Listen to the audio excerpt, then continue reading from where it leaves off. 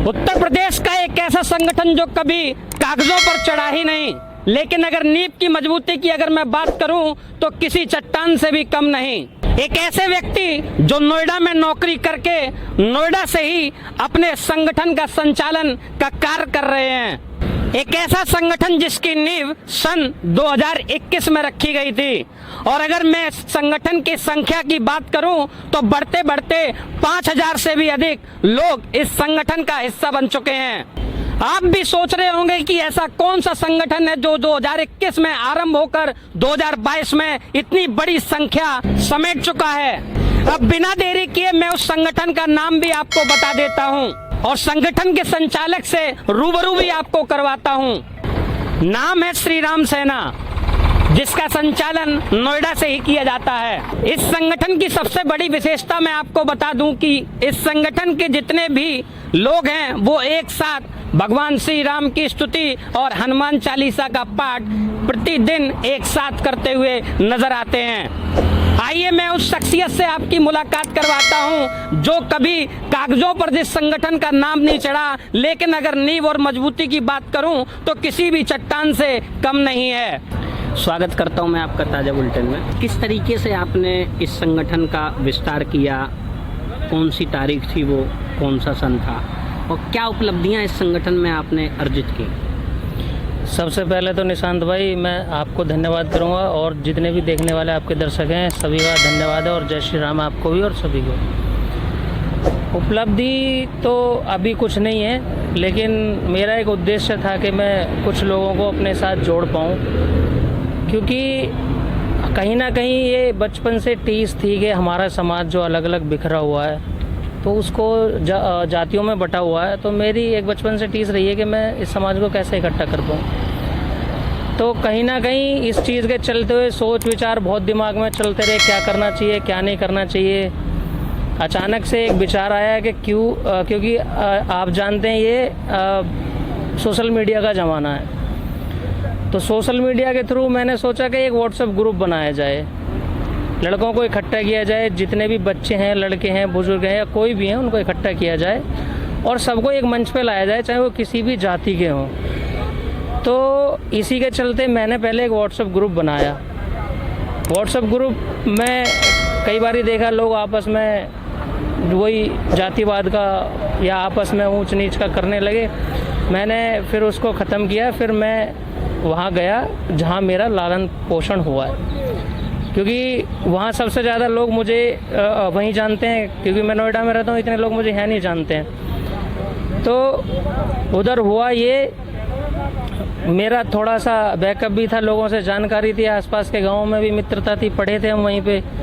तो मैंने अपने साथ के जो भी लड़के थे उनको इकट्ठा किया। जो मेरे सामने कभी बच्चे हुआ करते थे वो थोड़े जवान हो गए, मेरे से छोटे जो थे, तो मैंने उनको सबको इकट्ठा किया। इकट्ठा करने के बाद में मैंने पहले कुछ कम लड़के थे, 8-10 लड़के हुए, फिर 15 लड़के हुए, सबको इकट्ठा किया मंगलवार के दिन।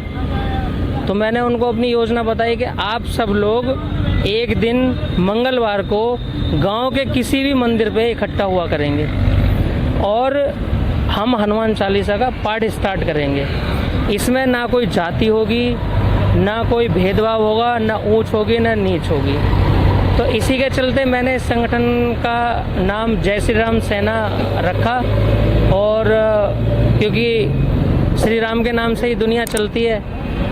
हनुमान जी श्री राम के परम भक्त हैं, तो श्री राम सेना से अच्छा नाम मुझे कोई लगा नहीं, तो इसलिए मैंने जय श्री राम सेना संगठन उसका नाम रखा।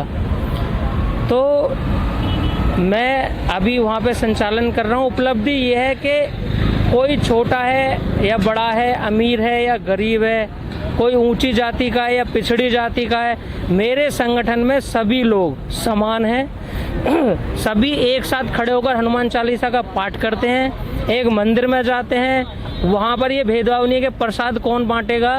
इवन कोई भी बच्चा किसी भी जाति का हो, प्रसाद लेकर आया है, सबको एक जगह एकत्रित किया जाता है और उस प्रसाद को कोई भी बच्चा अपने हाथों से सबको वितरण करता है, सब लोग वहाँ पर खाते हैं। इससे एक तो संगठन को मजबूती मिली, एकता आई, और समाज में सबसे बड़ा सुधार ये होने लगा कि जो नई उम्र के लड़के हैं जैसे हम थे, हमारे टाइम में धोती कुर्ता वाले लोग हुआ करते थे, जो कि अब बिल्कुल ख़त्म हो गए, नाम मात्र के बचे हैं। तो वो लोग ऐसे थे जो अपनी संस्कृति के लिए, और किसी को भी बच्चा है, उनका पोता है, बेटा है, तो उसके लाइफ में वो कैसे डेवलप करेगा, उसका शिष्टाचार के प्रति कैसा, मतलब वो व्यवहार कैसा करता है, शिष्टाचार कैसा है उसका, तो वो लोग उसका बचपन से ही उसकी पर्सनल डेवलपिंग कर देते थे कि भैया आगे जाके इसको कैसा बनना है। तो वो लोग अब रहे नहीं, तो प्रेम भाव बहुत ख़त्म हो चुका है। नई जनरेशन है, नए लड़के हैं, नए बच्चे हैं, तो ये बच्चों को पता नहीं है कि किसके साथ में कैसा ट्रीट करना है। आप देखोगे हर समाज में चारों तरफ परिवार ही इकट्ठे नहीं है, समाज तो जब इकट्ठा रहेगा। हर तरफ लड़ाइयाँ होती हैं, घर घर में लड़ाइयाँ हैं, मोहल्लों में लड़ाइयाँ हैं। तो मेरा जो वो था कि भाई जब वो धोती कुर्ता वाले लोग रहे नहीं, अब इनको संस्कार कौन देगा। तो मैंने अपने संगठन के लोगों से ये भी कहा कि भैया जो छोटे छोटे बच्चे हैं अपने 5-5, 6-6 साल के, उनको भी लेके आओ, क्योंकि वो जब देखेंगे कि हमारा समाज इकट्ठा है तो उनको भी अच्छी सीख जाएगी, और वो भी उनके मन से भेदभाव मिटेगा, और वो भी एक साथ रहना स्टार्ट। तो ब्रजेश जी, संगठन जिस तरीके से बढ़ रहा है, संख्या लगातार बढ़ रही है, संगठन से लोग जो है प्रभावित होकर जुड़े जा रहे हैं और इजाफा हो रहा है संगठन में संख्या का, तो इसका उद्देश्य क्या रहेगा? पहला उद्देश्य तो समाज को एक करना है। दूसरा उद्देश्य है कि हर बच्चा जो छोटा है वो मंदिर तक पहुँचे, हनुमान चालीसा का पाठ करे, और मंदिर तक पहुँचेगा तो उसमें संस्कार आएंगे, संस्कार आएंगे तो समाज सुधरेगा। तो मेरा मोटिव ये कि हर हिंदू जो भी बच्चा है, किसी भी जाति का हो, किसी भी बिरादरी का हो, ऊंचा हो नीचा हो, कोई भेदभाव नहीं, वो मंदिर जाए, उसके मन से भेदभाव जो ऊंच नीच का है वो मिटाना है मेरा, और उसमें संस्कार लाना है। कहीं इस संगठन का उद्देश्य ये तो नहीं है कि आने वाले समय में कोई राजनीतिक रूप ले लेगा? राजनीति में वैसे तो हम लोगों को दिलचस्पी नहीं है, और ना ही हम लोग राजनीति में आना चाहते हैं। हमारा उद्देश्य समाज सुधार है, क्योंकि जो एक मन में टीस थी, मैंने आपको बताया कि जैसे जातिवाद में बटा हुआ है हमारा समाज, तो उस समाज को मेरा एकत्रित करने का पूरा वो है कि समाज एकत्रित हो। और ये मैं जहाँ मैंने संगठन स्टार्ट किया बुलंदशहर से, तो मैं चाहता हूँ कि बुलंदशहर में ही ना रह के पूरे उत्तर प्रदेश में फैले, पूरे देश में फैले, और हर गांव में इसकी शुरुआत की जाए।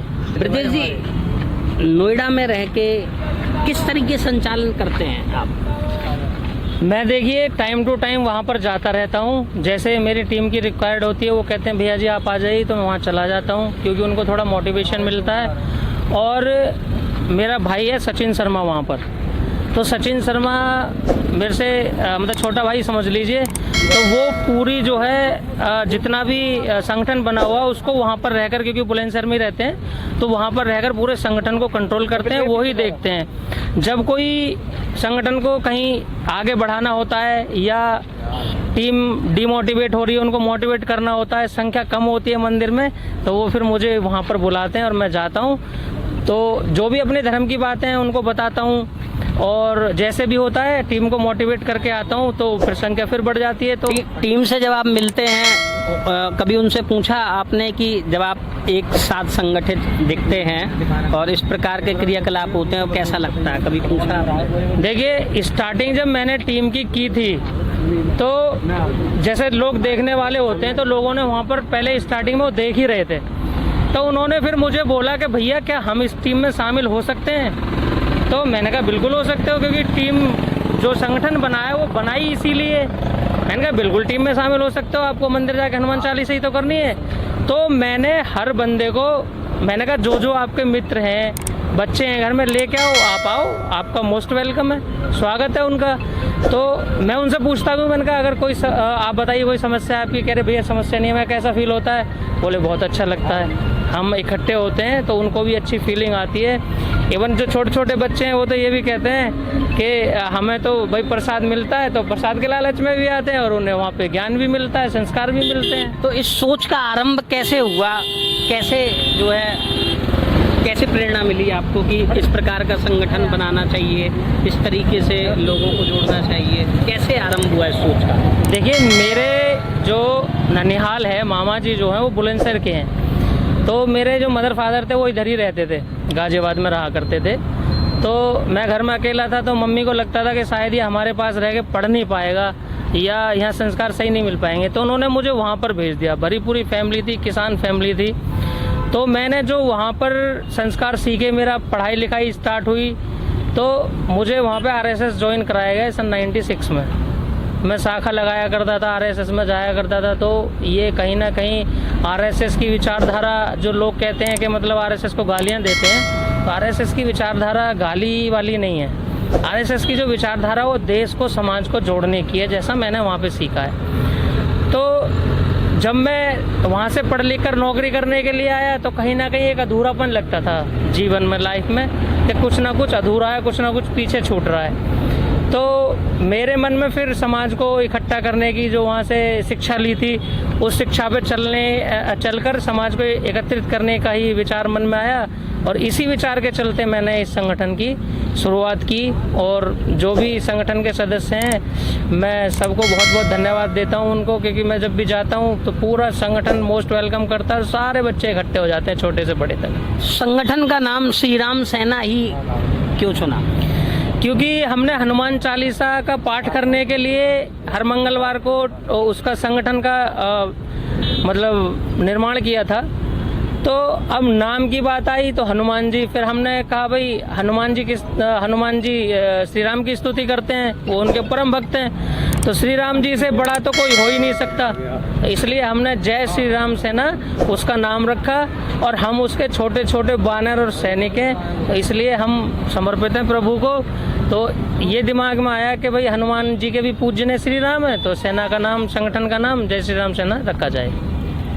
तो इस संगठन में जो है कोई जातिवाद नहीं देखा जा सकता है, या कोई अन्य जो कुरीतियां हैं वो नहीं देखने को? बिल्कुल नहीं, कोई जातिवाद नहीं। जो जातिवाद करेगा वो मेरे संगठन से बाहर रहेगा, जिसको जातिवाद करना है वो बाहर रहे। बहुत सारे लोग हैं अभी जो बाहर हैं, मेरे संगठन से नहीं जुड़ रहे हैं, उनको जातिवाद पसंद है, भैया आप अपनी जाति में रहिए।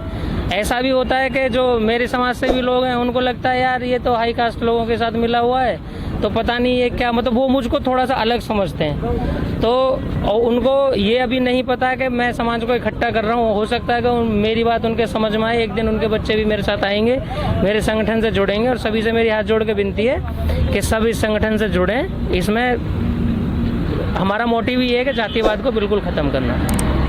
कागज़ों पर आपका संगठन रजिस्टर्ड है नहीं, और अभी मौखिक रूप से जो है मजबूती पकड़ चुका है, तो आगे जो आपके जो विचारधारा है, क्या उसे रजिस्ट्रेशन का रूप देने के लिए है? देखिए, रजिस्ट्रेशन एक तो हमने इसलिए भी नहीं करवाया था क्योंकि रजिस्ट्रेशन करवाने के बाद में कहीं ना कहीं एक मन में लालच आ जाता है। किसी को अध्यक्ष बनना है, किसी को उपाध्यक्ष बनना है, किसी को कोषाध्यक्ष बनना है, और किसी को कुछ और बनना है। तो इसलिए रजिस्ट्रेशन थोड़ा हमने नहीं करवाया कि कहीं ना कहीं लोगों के मन में लालच आएगा तो फिर संगठन का राजनीतिकरण ना हो जाए। लेकिन हाँ, अगर बड़े स्तर पे हमें चलाना है, बड़े स्तर पर लेके जाना है, तो इस तरीके की व्यवस्था करनी पड़ेगी, और वो भी हम जल्दी करेंगे। आखिरी सवाल, चैनल के माध्यम से क्या संदेश रहेगा संगठन के लिए, समाज के लिए? आपके चैनल के माध्यम से मैं सभी, जो भी मेरा युवा वर्ग है और जितने भी मेरे बुजुर्ग हैं जो कहीं ना कहीं कोई ना कोई जातिवाद का शिकार रहा है, या जो सोचते हैं कि भाई जातियां नहीं होनी चाहिए, युवा निकल कर आए, सामने आए, इस तरीके के संगठन बनाएं, मेरे संगठन से जुड़ें, और इस तरीके का कार्य एक ना एक दिन, मतलब हफ्ते में हम काम करते हैं, तो एक दिन ऐसा होना चाहिए जहां पर हम आधा घंटे के लिए सबसे मिल सकें। इससे क्या होगा, गांव में, समाज में, मोहल्लों में प्यार बढ़ेगा, और प्यार बढ़ेगा तो जो आपस के लड़ाई झगड़े हैं वो भी खत्म होंगे। तो मेरा सभी युवाओं से ये अनुरोध है कि भाई आप कहीं ना कहीं ऐसा संगठन बनाएं, युवाओं को इकट्ठा करें, हर जाति के, हर समाज के बच्चों को लाएं, युवाओं को लाएं, मंदिर में एक दिन उनको लेके जाएं, हनुमान चालीसा का वो पाठ करें, राम स्तुति करें, श्री राम स्तुति करें। और ऐसे कई प्रोग्राम है, आप यज्ञ भी कर सकते हैं, कई सारी चीज़ें कर सकते हैं, लेकिन समाज को इकट्ठा करने वाले जो भी सोच रखते हैं उनको आगे आना चाहिए। तो इससे बहुत सारी समाज की कुरीतियाँ दूर होंगी, समाज एकत्रित होगा, विचारधारा मिलेगी, और क्योंकि समाज एक होगा, संस्कार भी बच्चों में आएंगे, युवा संस्कारी बनेंगे, तो देश भी सुधरेगा। कहीं ना कहीं ये जाके देश पे हमारे चरित्र का निर्माण जरूर करेगा। धन्यवाद।